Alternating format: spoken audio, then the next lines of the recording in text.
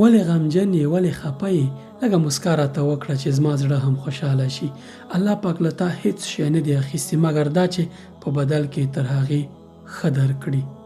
الله پاک ته په هېڅ مصیبت نه یې اخته کړی مګر دا چې ځان ته دې رانږدې کړي او اړیکه دې ورسره پیاوړي او ستا غږ واوري چې ته وایې یا الله دا مشکل مې راته حل کړه.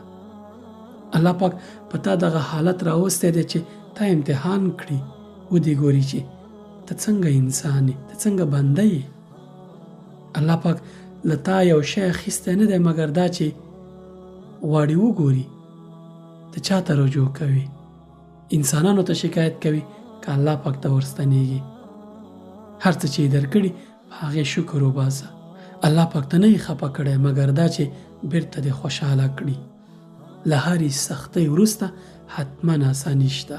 الله پاک ته نه جړوي مګر دا چې بیرته دې پسې خوشحاله کړي.